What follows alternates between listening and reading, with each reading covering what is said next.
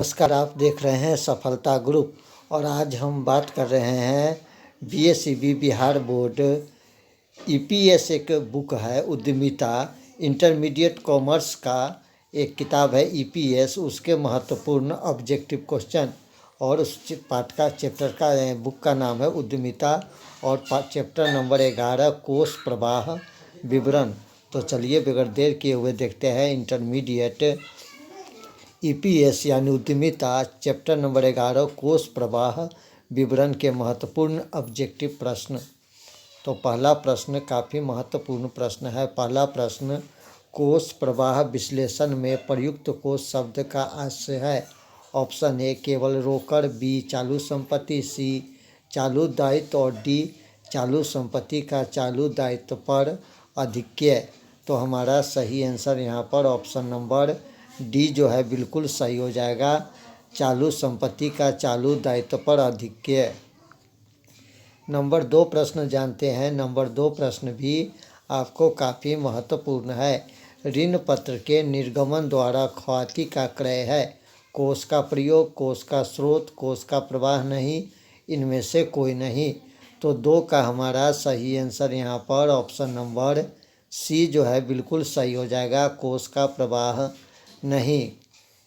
तीसरा नंबर प्रश्न जानते हैं। तीसरा नंबर प्रश्न भी आपको काफ़ी महत्वपूर्ण है। प्रारंभिक रहितिया है। कोष के स्रोत, कोष का प्रयोग, कोष का प्रवाह नहीं, इनमें से कोई नहीं। तो 3 का हमारा सही आंसर यहाँ पर ऑप्शन नंबर बी जो है बिल्कुल सही हो जाएगा, कोष का प्रयोग। चौथा नंबर प्रश्न जानते हैं। चौथा नंबर प्रश्न भी काफ़ी महत्वपूर्ण है। अंतिम रहतिया है। कोष के स्रोत, कोष का प्रयोग, कोष का प्रवाह नहीं, इनमें से कोई नहीं। तो 4 का हमारा सही आंसर यहाँ पर ऑप्शन नंबर ए जो है बिल्कुल सही हो जाएगा, कोष के स्रोत। 5वां नंबर प्रश्न जानते हैं। 5वां नंबर प्रश्न कहता है अंश अधिमूल्य में वृद्धि है। कोष के स्रोत, कोष का प्रयोग, कोष का प्रवाह नहीं, इनमें से कोई नहीं। तो 5 का हमारा सही आंसर ऑप्शन नंबर ए यहाँ पर बिल्कुल सही हो जाएगा, कोष के स्रोत। 6ठा नंबर प्रश्न जानते हैं। 6ठा नंबर प्रश्न भी महत्वपूर्ण है। नगद क्रय के कारण अस्थायी संपत्ति में वृद्धि है।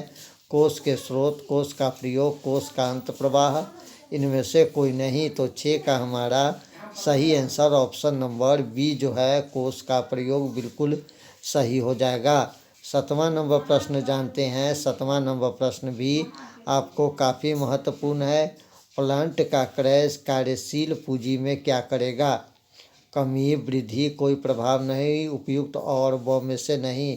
तो सही आंसर 7 का ऑप्शन नंबर ए यहाँ पर सही हो जाएगा, कमी। चलिए अगला प्रश्न जानते हैं। हमारा चैप्टर नंबर 12 है। यहाँ पर चैप्टर नंबर 12 लेखांकन अनुपात से महत्वपूर्ण objective question, chapter number 12 EPS का इंटरमीडिएट। तो चलिए इसका महत्वपूर्ण ऑब्जेक्टिव प्रश्न जानते हैं। हमारा पहला प्रश्न है शुद्ध कार्यशील पूंजी का अर्थ चालू संपत्ति माइनस चालू दायित्व, चालू संपत्ति प्लस चालू दायित्व, चालू दायित्व माइनस चालू संपत्ति, उपयुक्त में से कोई नहीं। तो हमारा सही आंसर यहाँ पर ऑप्शन नंबर ए जो है बिल्कुल सही हो जाएगा, चालू संपत्ति माइनस चालू दायित्व। चलिए दूसरा नंबर प्रश्न जानते हैं। दूसरा नंबर प्रश्न भी आपको महत्वपूर्ण है। आदर्श चालू अनुपात होता है 2:1, 1:2, 3:2, 4:1। तो सही आंसर हमारा ऑप्शन नंबर ए जो है यहाँ पर बिल्कुल सही हो जाएगा, 2:1। चलिए तीसरा नंबर प्रश्न जानते हैं। तीसरा नंबर प्रश्न भी आपको काफ़ी ही महत्वपूर्ण है। निम्नलिखित में से कौन सा संचालन व्यय नहीं? विज्ञान का व्यय, प्रारंभिक व्यय, अपलिखित, मजदूरी, किराया। तो 3 का हमारा सही आंसर यहाँ पर ऑप्शन नंबर बी जो है बिल्कुल सही हो जाएगा, प्रारंभिक व्यय। चौथा नंबर प्रश्न जानते हैं। चौथा नंबर प्रश्न भी आपको काफ़ी महत्वपूर्ण है। सकंद आवर्त अनुपात आता है तरलता अनुपात में, लाभदायक अनुपात में, क्रियाशील अनुपात में, वित्तीय स्थिति अनुपात में। तो 4 का हमारा सही आंसर ऑप्शन नंबर सी जो है बिल्कुल सही हो जाएगा, क्रियाशील अनुपात में। चलिए 5वां नंबर प्रश्न जानते हैं। 5वां नंबर प्रश्न भी आपको काफ़ी महत्वपूर्ण है। 5वां नंबर प्रश्न चालू अनुपात होता है, आर्थिक चिट्ठा अनुपात, लाभहानि अनुपात, मिश्रित अनुपात, इनमें से कोई नहीं। तो हमारा सही आंसर यहाँ पर ऑप्शन नंबर ए जो है बिल्कुल सही हो जाएगा, आर्थिक चिट्ठा अनुपात। 6ठा नंबर प्रश्न जानते हैं। 6ठा नंबर प्रश्न अनुपात एक कंपनी के कृत्यों का डैश माप है, गुणात्मक, संबंधित, अवश्यमेव और सकल। तो सही आंसर यहाँ पर ऑप्शन नंबर बी जो है बिल्कुल सही हो जाएगा, संबंधित। 7वां नंबर प्रश्न जानते हैं। 7वां नंबर प्रश्न भी आपको काफ़ी महत्वपूर्ण है। 7वां नंबर प्रश्न लेनदार जब एक फर्म की सुदृढ़ता को मापता है तो उनका मुख्य संबंध होता है तरलता, अंशमूल्य, शोधन क्षमता और लाभदायकता। तो 7 का हमारा सही आंसर ऑप्शन नंबर यहाँ पर डी जो है बिल्कुल सही हो जाएगा, लाभदायकता। 8 नंबर प्रश्न जानते हैं। 8 नंबर प्रश्न तरलता के मापने के 2 मुख्य माप है, सकंद देनदार आवर्तन अनुपात, चालू अनुपात तथा परिचालन अनुपात, चालू तरल अनुपात, सकल शुद्ध लाभ अनुपात। तो 8 का हमारा सही आंसर ऑप्शन नंबर यहाँ पर सी जो है बिल्कुल सही हो जाएगा, चालू तरल अनुपात। 9 नंबर प्रश्न को देख लीजिए। 9 नंबर प्रश्न आपको काफ़ी महत्वपूर्ण है। विश्लेषण चालू तथा कार्यकलाप तथा प्रगतिशील प्रवृत्ति की तुलना करता है। समय श्रेणी विश्लेषण, सीमांत, मात्रात्मक और क्रॉस वर्गीय। तो 9 का सही आंसर ऑप्शन नंबर ए यहाँ पर सही हो जाएगा, समय श्रेणी विश्लेषण। 10 नंबर प्रश्न जानते हैं। 10 नंबर प्रश्न अनुपात बताता है कि विभिन्न खाते किस गति से बिक्री तथा रोकड़ में परिवर्तित होते हैं, क्रियाशीलता, ऋण, शोधन क्षमता और तरलता। तो 10 का हमारा सही आंसर ऑप्शन नंबर ए यहाँ पर बिल्कुल सही हो जाएगा, क्रियाशीलता। 11 नंबर प्रश्न जानते हैं। 11 नंबर प्रश्न कहता है डैश उधार तथा संग्रह नीति का मूल्यांकन करता है, तरल अनुपात, चालू अनुपात, औसत देय अवधि, औसत संग्रह अवधि। तो 11 का हमारा सही आंसर ऑप्शन नंबर यहाँ पर डी जो है बिल्कुल सही हो जाएगा, औसत संग्रह अवधि। 12 नंबर प्रश्न को जानते हैं। 12 नंबर प्रश्न कहता है डैश अनुपात प्रतिफल को मापने के मुख्य अनुपात, ऋण, लाभदायकता, क्रियाशीलता या तरलता। तो सही आंसर यहाँ पर ऑप्शन नंबर आपको सी जो है बिल्कुल सही हो जाएगा, क्रियाशीलता। 13 नंबर प्रश्न को देख लीजिए। अनुपात का निम्न समूह मुख्यतः जोखिम को मापना है, क्रियाशीलता, तरलता तथा लाभदायकता, क्रियाशीलता, ऋण तथा लाभदायकता, तरलता, क्रियाशीलता तथा अंश पूंजी, तरलता, क्रियाशीलता तथा ऋण। तो 13 का हमारा सही आंसर ऑप्शन नंबर बी जो है बिल्कुल सही हो जाएगा, क्रियाशीलता, ऋण तथा लाभदायकता। चलिए चैप्टर नंबर 13 के कुछ महत्वपूर्ण ऑब्जेक्टिव प्रश्न जानते हैं। 13 नंबर चैप्टर के ऑब्जेक्टिव प्रश्न आपको पाठ का नाम यहाँ पर है सम विच्छेद विश्लेषण। तो इसका महत्वपूर्ण ऑब्जेक्टिव क्वेश्चन देख लेते हैं। हमारा पहला नंबर प्रश्न काफ़ी महत्वपूर्ण है, सम विच्छेदन बिंदु। ऑप्शन ए को देखिए, स्थिर लागत बटा लाभ माइनस मात्रा अनुपात। बी को देखिए, स्थिर लागत बटा लाभ माइनस मात्रा अनुपात गुने 100।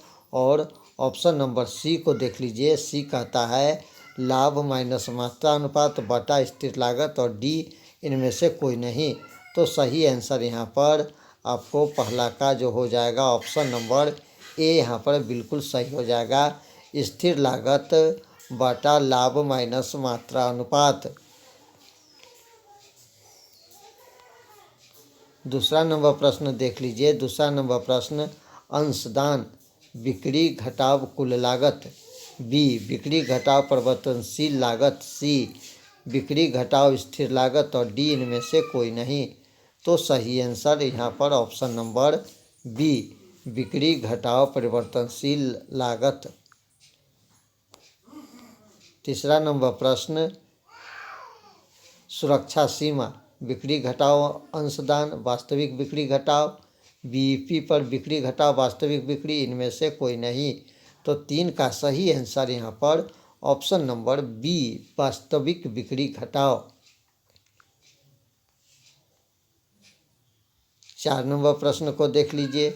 लाभ मात्रा अनुपात, ऑप्शन ए अंशदान बटा बिक्री गुने 100, बी बिक्री बटा अंशदान गुने 100 और ऑप्शन नंबर सी को देखिए अंशदान बटा बिक्री और डी को देखिए इनमें से कोई नहीं। तो सही आंसर यहाँ पर ऑप्शन नंबर हमारा जो है 4 का ए जो है बिल्कुल सही हो जाएगा, अंशदान बटा बिक्री गुने 100। 5वां नंबर प्रश्न जानते हैं। 5वां नंबर प्रश्न, वास्तविक बिक्री तथा सम विच्छेद बिक्री का अंतर क्या कहलाता है? सीमा सुरक्षा, कुल लागत, सम विच्छेद बिंदु, उपयुक्त में से कोई नहीं। तो सही आंसर 5 का हमारा ऑप्शन नंबर ए जो है बिल्कुल सही हो जाएगा, सीमा सुरक्षा। 6ठा नंबर प्रश्न जानते हैं। 6ठा नंबर प्रश्न, सम विच्छेद बिंदु क्या प्रकट करता? लाभ, हानि, न लाभ न हानि, उपयुक्त में से कोई नहीं। तो सही आंसर यहाँ पर 6 का ऑप्शन नंबर सी, न लाभ न हानि। 7 नंबर प्रश्न देख लीजिए। 7 नंबर प्रश्न, लाभ मात्रा अनुपात किस मध्य संबंधी प्रदर्शित करता है?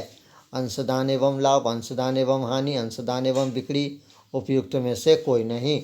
तो 7 का हमारा सही आंसर यहाँ पर ऑप्शन नंबर सी जो है बिल्कुल सही हो जाएगा, अंशदान एवं बिक्री।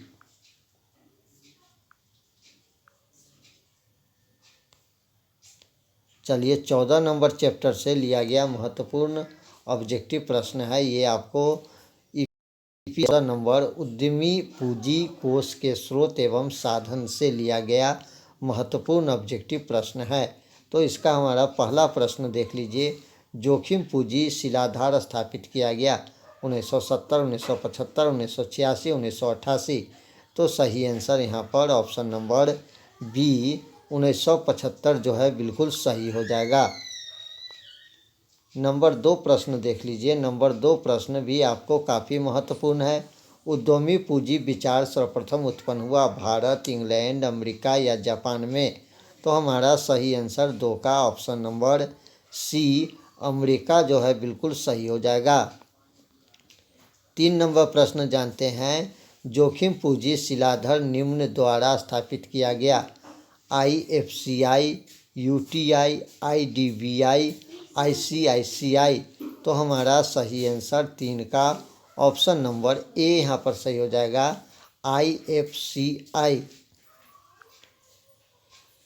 4था नंबर प्रश्न भी महत्वपूर्ण है। उद्यमी पूंजी में रहता उच्चम जोखिम, साहसिक जोखिम, कोई जोखिम नहीं, इनमें से कोई नहीं।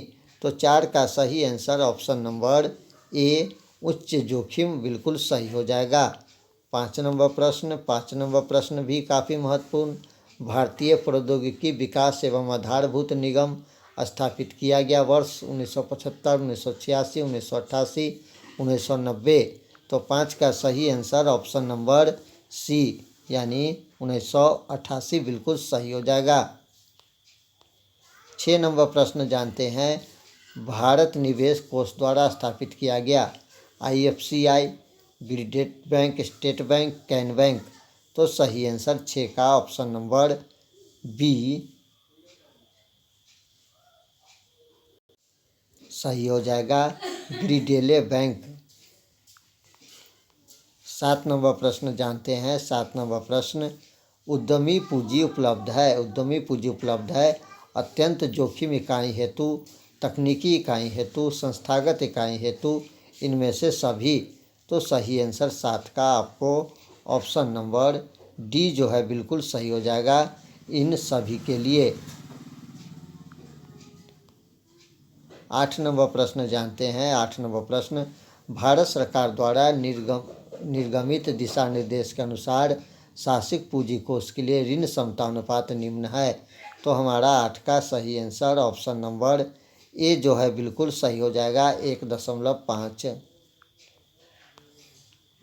चलिए 15 नंबर प्रश्न जानते हैं। 15 नंबर चैप्टर का महत्वपूर्ण ऑब्जेक्टिव प्रश्न, और चैप्टर का नाम है प्रौद्योगिकी का चयन। प्रौद्योगिकी का चयन चैप्टर नंबर 15।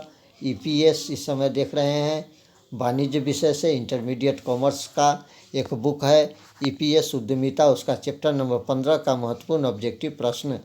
तो पहला प्रश्न यहाँ पर देख लीजिए। पहला प्रश्न कहता है श्रम गहन प्रौद्योगिकी उपयोगी है विकासशील देश हेतु, विकसित देश हेतु, पिछड़ी अर्थव्यवस्थाओं हेतु, उपयुक्त में से किसी के लिए नहीं। तो सही आंसर यहाँ पर ऑप्शन नंबर ए बिल्कुल सही हो जाएगा, विकासशील देश हेतु। 2 नंबर प्रश्न को देख लीजिए। 2 नंबर प्रश्न आपको काफ़ी महत्वपूर्ण प्रश्न मिल जाएगा। 2 नंबर प्रश्न कहता है पूंजी गहन प्रौद्योगिकी की वकालत की जाती है क्योंकि ऑप्शन ए शीघ्र आर्थिक विकास, सामाजिक प्रभाव, रोजगार अवसर में वृद्धि, उपयुक्त सभी। तो 2 का हमारा सही आंसर ऑप्शन नंबर डी उपयुक्त सभी बिल्कुल सही हो जाएगा। 3 नंबर प्रश्न को जानते हैं। 3 नंबर प्रश्न भी काफ़ी महत्वपूर्ण है। श्रम गहन प्रौद्योगिकी उपयुक्त है क्योंकि इसका संबंध प्रकृति में अविचल, प्रकृति में गतिशील, प्रकृति में रुकी हुई, उपयुक्त सभी। तो 3 का हमारा सही आंसर ऑप्शन नंबर ए यहाँ पर सही हो जाएगा, प्रकृति में अविचल। 4 नंबर प्रश्न जानते हैं। चलों का प्रयोग प्रायः तकनीकी योग्यता के लिए किया जाता है 2, 3, 4, 5। तो 4 का सही आंसर ऑप्शन नंबर सी 4 बिल्कुल सही आंसर हो जाएगा। 5 नंबर प्रश्न जानते हैं। 5 नंबर प्रश्न पूंजी गहन प्रौद्योगिकी इतनी उपयोगी नहीं क्योंकि यह श्रम शक्ति की सहायता करता है, उपभोक्ताओं का शोषण करती है, संतुलित क्षेत्रीय विकास से सुधारती है और पूंजीगत संसाधन को नियंत्रण करती है। तो हमारा सही आंसर ऑप्शन नंबर बी यहाँ पर सही हो जाएगा, उपभोक्ताओं का शोषण करती है। 6 नंबर प्रश्न को देख लीजिए। 6 नंबर प्रश्न पूंजी गहन तकनीक किसका एक प्रकार है, विकास का, तकनीक का, स्थिर का, उपयुक्त में से कोई नहीं। तो 6 का सही आंसर ऑप्शन नंबर बी तकनीक का बिल्कुल सही हो जाएगा। 7 नंबर प्रश्न जान लीजिए। 7 नंबर प्रश्न निम्न में से कौन सी पूंजी गहन तकनीकी का लाभ है, उत्पादन के उच्च स्तर, रोजगार अवसर में वृद्धि, उपयुक्त दोनों, उपयुक्त न और न व। तो सही आंसर ऑप्शन नंबर सी उपयुक्त दोनों बिल्कुल सही हो जाएगा। और दोस्तों इस समय आप इंटरमीडिएट ईपीएस के महत्वपूर्ण ऑब्जेक्टिव प्रश्न देख रहे थे, जिसमें आज हमने चैप्टर नंबर 11 से लेके चैप्टर नंबर, आपको मैं बता दूं चैप्टर नंबर यहाँ पर देख लीजिए कि जिस चैप्टर तक हमने आज बात किया है वो आपको 15 नंबर चैप्टर तक के महत्वपूर्ण ऑब्जेक्टिव क्वेश्चन देखे हैं। आशा करता हूँ कि आपका रिवीजिंग बहुत अच्छा से होता होगा और ये प्रत्येक चैप्टर बाय चैप्टर का ऑब्जेक्टिव क्वेश्चन है, जिससे आपको पता चल जाएगा कि ऑब्जेक्टिव में आपको कितना सही हो रहा है। तो दोस्तों दीजिए इजाज़त, मिलते हैं फिर एक अगले वीडियो में। तब तक के लिए नमस्कार, जय हिंद।